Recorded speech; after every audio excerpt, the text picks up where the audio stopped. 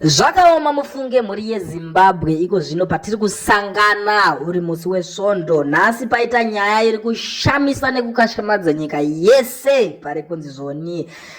Murume uyo anozivikanwa nekuadvisa President Emerson Mnangagwa, uyo murume anonzi Ed Cross, mashoko ari kubuda ari kutaura panapa ndiri kuona ari kunzi she wanted to kill me, she was mad as hell. Ndo mashoko ari kubuda atiri kusangana nawo. Nyaya hombe yakaitika ndeyekuti vaEd Cross vakabuda vari painterview vachitsanangura zvaiitika pademonstration zvaikonzera kuti paitwe demonstration iyoyo. So pakutsanangura ipapo ndo pavakabudisa mashoko achiti zvinhu zviri kukonzera nyaya idzodzo kuti pazonzi paitwe demonstration inyaya yehuori, yeubvanzu kudya kwemhumu ikoko. Ndo nyaya yaibuda ichitaura kuti ndizvo zvinhu zviri kukonzeresa kuti vanhu vaite chinhu chakadaro ichocho chinonzi demonstration. Vaite zviri kukonzereswa nekuti vanhu vari kuita corruption kana kuti huori. So pakutaura ipapo ndo pavakazotaura kuti zvoni the first family iri kuwanika irimo muhuori ihwohwo zvakanyanya, ndo zvakunyanya kukonzera hasha dzenyika yeZimbabwe. Kureva kuti first family pari kutaurwa vaMnangagwa, vana vavo nemudzimai wavo. So pano ndo pave kuzobuda nyaya zvakaitika mumeeting iyoyo kuti vainge taura vachisangana nekutukwa. Veruzhinji vari kutsanangura nyaya iyi mune nzira yakasiyana-siyana, nekuti panapa vaEd Cross vari kunzi vakaiswa muchikona vachiudzwa mashoko anokatyamadza chaizvo, vachiudzwa mashoko akavavhundutsa. Vakanzi tinodawo kuti mutsanangure kana kuti mubuditse umboo hwezvinhu zvamakataura kuti first family iri kuita huori. Asi pakuzoramba vachiudzwa mashoko akasiyana-siyana ndipo pavakatadza kubuditsa umboo hwekuti first family iri kuita makuhwa, iri kuita huori. Saka nyaya yavo yakazongosara ave kuitanga makuhwa, vatadza kubuditsa proof. Ndipo pavakazoenda pakupfeka jezi reruregerero vakakumbira kuti ndave kutokumbirawo kuti mundiregerere. Vachibva ipapo ndobva vaenda kunobuditsa itori tsamba yekutaura kutsanangudza zvakaitika ipapo. So patsamba press statement yavo yavakabuditsa vari kuti on Monday 31 of March I gave an interview to a South African television station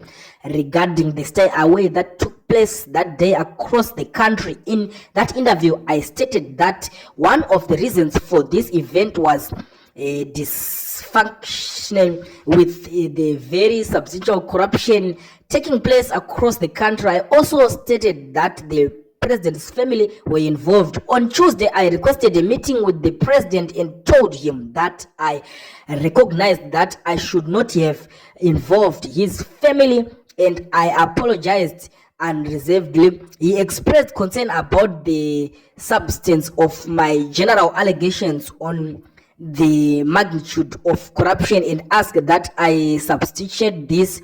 I agreed to provide him a dossier of what I understand is going on the issue of his children being involved. He asked who was implicated and I identified 3 of his sons. On Wednesday, I returned to State House to discuss this further with the 3 men involved, and I outlined that I was hearing but could not provide firm evidence to support the allegations and rumors. I again apologized and said I would withdraw my statement on this manner. Ndiwo maitikiro zvakaita ipapa muri yeZimbabwe. Pakanga pakaoma, tiri kunyeberana vedu we, ukaona vatariswa nemazerume aya vanenge vari muzasi vacho vakakudzokora neziso.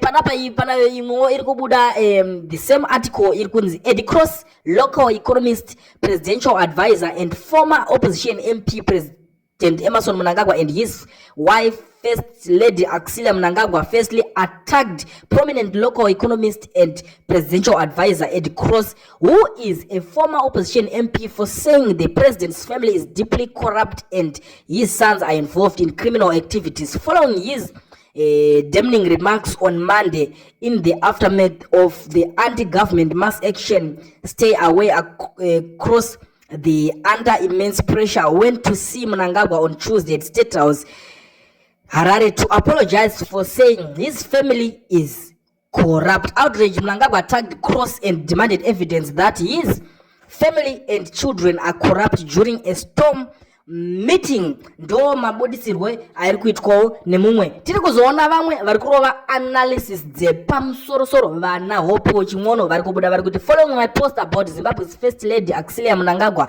dressing down her husband's advisor and biographer at Cross for saying the president's children were involved in criminality and that annual corruption and the looting of public funds under President Mnangagwa now exceeds the national budget. Cross has been forced into issuing a public apology. This comes after he gave an interview to South Africa's television station Newsroom. Zimbabwe is now the most corrupt country in Southern Africa according to the Transparent International Corruption Index. Hospitals have collapsed with central hospitals failing to provide basic items such as paracetamol and life-saving regular treatment like dialysis. 2,500 women die every year while giving birth. The biggest hospital is only one maternity theater built in 1977 by Ian Smith and later refurbished by South African Standard Bank. Instead of addressing these issues, the regime is paying influencers and corrupt fake news websites to tarnish the image of the journalists and political activists, exposing this using falsehoods. Journalists living in Zimbabwe are arrested for exposing corruption, as happened to Blessed Mhlanga, who has now been in jail for 41 days for helping expose President Mnangagwa's attempt to steal publicly owned saving bank POSB. Zimbabwe is now the highest inflation in the world and 95% unemployment. The old man at Cross chose peace and apologized for saying things that are well known and documented. He sent his apology to the mailing list at 1532 Zimbabwean town time. Ndo mashoko aripo amadzadiwa enozati zvizhinji zvekutaurika ende ukatonyatso pasi utoona zviri kuitwa nevanhu ivava unotoshamisikawo zvechokwadi. Iwawo haazimanyepo kuti muzvipatara madzimai 2,500 every year vari kufa vachiedza kuzvara nekudawo kwekuti maternity ward iriko yakadhakwa. Apa ivo vari busy kutenga mazimota vachitengera varakashi. Ivo vari busy kuda kurwisa vanhu vanoexposa kubudisa nyaya idzodzo. Vakatoisa chikwangwari chetsamba paTwitter kuti huyai vanhu vese ma content creator register kunoko vane ma pages are active, vane ma Twitter ma Facebook everywhere, vane ma WhatsApp groups are active. Huyai kuno mu register muzokwanisa kutambira mari. Ndo zvazviri kungoreva kuti huyai mu join team inokwanisa kuramba ichisupporta President Mnangagwa nematongero avo. Ndo situation iri kuitika. Majournalists vari kusungwa, ukangobuda uchicriticize uri kusungwa, ukaforwarda video kana audio yepavanga vachitukwa nomwe munhu uri kusungwa. Zvinhu zvese zvave kusungisa kuZimbabwe. Ndo situation yatiri kusangana nayo hama dzadiwa. Handizivo kuti kana makatarisa nyaya iyi munoiona sei. Panapa panyaya version patinokupai dzese dzinenge dzichiitika. Zvakakosha kuti mukomende mutiudzewo kuti muri kuiona sei nyaya iyo ndakakubatira muzuva ranhasi.